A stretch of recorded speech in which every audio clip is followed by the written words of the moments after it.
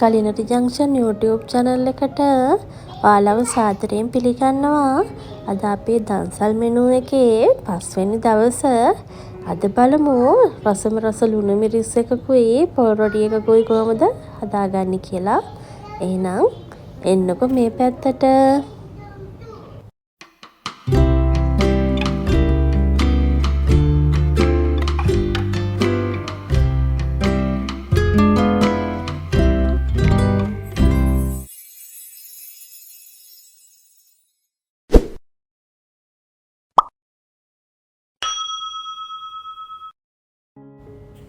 මෙතන මම පොඩි පොල් බෑයක පොල් තමයි මේ අරගෙන තියෙන්නේ. කලුඩි පොල් වගේ තියෙනවා නම් තවත් රසයි මේකට. දැන් මේකට මම ලුණු වලින් තේ හැඳි දෙකක් එකතු කරගන්නවා. ඒකටම වතුර වලින් චුට්ටක් එකතු කරලා මේක පොඩ්ඩක් කනා ගන්න ඕනි.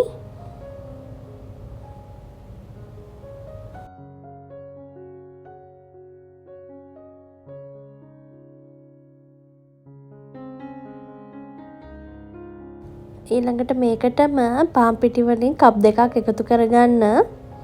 දැන් ඒ ටිකත් හොඳට කලවම් කරගෙන ඉන්න මුලින්.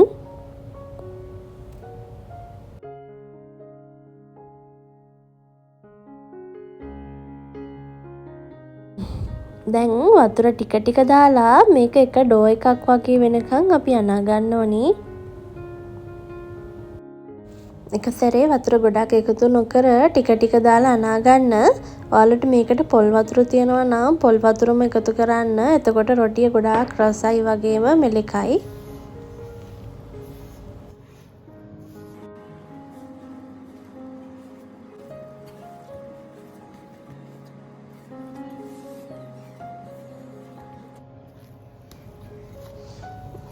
මෙන්න මේ වගේ ගානට තියෙන්න ඕනේ අතේ ඇලෙන්නේ නැති පදමට.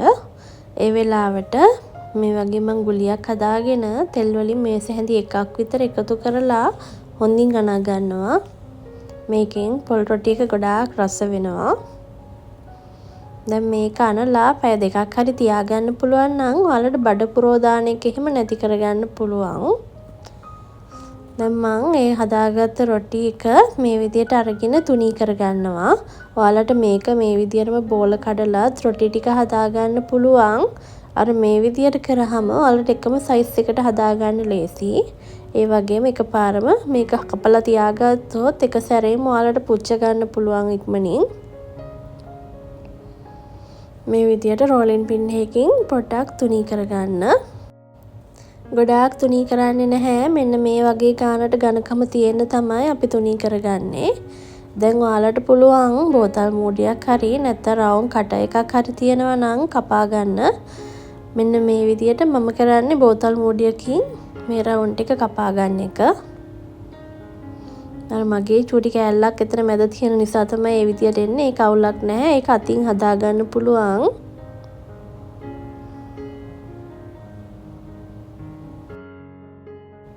මේ විදියට කපාගත්ත රවුම් ටික මම පීයකින් චුට්ටක් පුරුල් කරලා එකින් එක එළියට ගන්නවා. කට එකකින් කපනවා නම් මේ විදියට කරන්න අවශ්‍යත් නැහැ. ඉක්මනින්ම එකපාරින්ම කපා ගන්න පුළුවන්. මේ විදියට රොටි එක පොඩ්ඩක් අතින් රවුමට හදා ගන්න.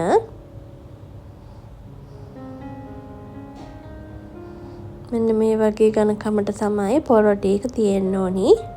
දැන් අපි පෑන් එකක් රත් වෙන්න තියලා මේ ටික පුච්ච ගමු. පෑන් එක හොඳටම රත් වෙන්න ඕනි. රොටි තටියක් තියෙනවා නම් මේක තවත් හොඳයි. ඒකට මේ විදියට රොටි ටික දාලා එක පැත්තක් පිච්චෙනකන් ඉඳලා අනිත් පැත්ත හරව ගන්න. මම ටිකක් කැමති ගොඩාක් කර වෙන්නේ නැතුව සාමාන්‍ය ගානට ගන්න.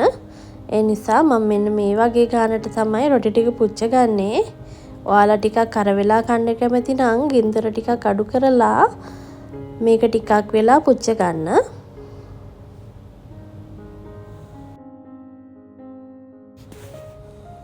ඊළඟට මේ පැත්තත් මෙන්න මේ වගේ ඒ විදියටම පිච්චුනාට පස්සේ ලිපෙන් අයින් කරගන්න තමයි තියෙන්නේ. ඒ විදියට ඔක්කොම රොටි ටික පුච්ච ගන්න. දැන් අපි ලුණු මිරිස් එක හදාගමු. මම ඒකට වෙන භාජනයක් ලිපේ තියලා ඒකට තෙල් වලින් මේස හැඳි එකක් එකතු කරගන්නවා. තෙල් ටික හොඳටම රත් වෙනකන් ඉන්න. තෙල් ටික හොඳින් රත් වුණාට පස්සේ බීලුණු ගෙඩියක් මම මේ වගේ ටිකක් ලොකුවට කපලා මේකට එකතු කරගන්නවා. ඒකටම කොච්චි කරල් ටිකකුත් එකතු කරගන්නවා. ඔයාලට සැර කන්න පුළුවන් ප්‍රමාණයට කොච්චි එකතු කරන්න. මේ කොච්චි එක ඒ තරම් සැර නැහැ. ඒ නිසා තමයි මම ටිකක් වැඩියෙන් එකතු කරගත්තේ. ඒකටම කරපිංචා කොළ ටිකකුත් එකතු කරලා පොඩ්ඩක් විනාඩි 3-4ක් මේක ටෙම්පරාදු කරගන්න. මේකේ තියෙන අමු ගතිය යන්න විතරක්.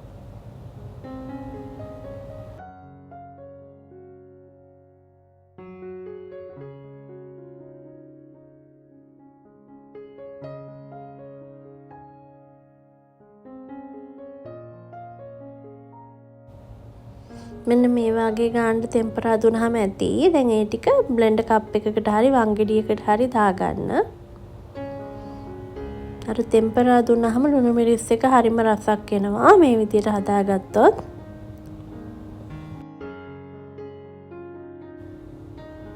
දැන් ඒකටම මම පොඩි තක්කාලි ගෙඩියක් කපලා එකතු කරගන්නවා මේ විදිහට. පොඩිම තක්කාලි ගෙඩියක් තමයි මම අරගත්තේ. ඒකටම කෑලි මිරිස් වලින් තේ හැඳි 5ක් මම දාගන්නවා. ඔයාලට සැර අනුව කෑලි මිරිස් එකතු කරගන්න.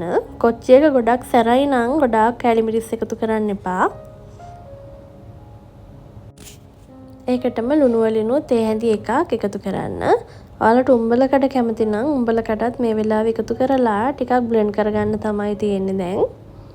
මේ විදියට මම බ්ලෙන්ඩ් කරලා අරගෙන ආවා. දැන් මම ඒකට දෙහි චුට්ටක් එකතු කරනවා. තක්කාලි එකේ තැඹුල ටිකක් තියෙන හින්දා දෙහි ගොඩාක් එකතු කරන්නේ නැහැ. පොඩ්ඩක් තමයි එකතු කරන්නේ. දැන් ඒ ටික එකතු කරලා හොඳින් කලවම් කරගන්න. දැන් අපේ ලුණු මිරිස් එකත් ලෑස්ති. දැන් එහෙනම් තියෙන්නේ ඉතින් රස බලන්න තමයි.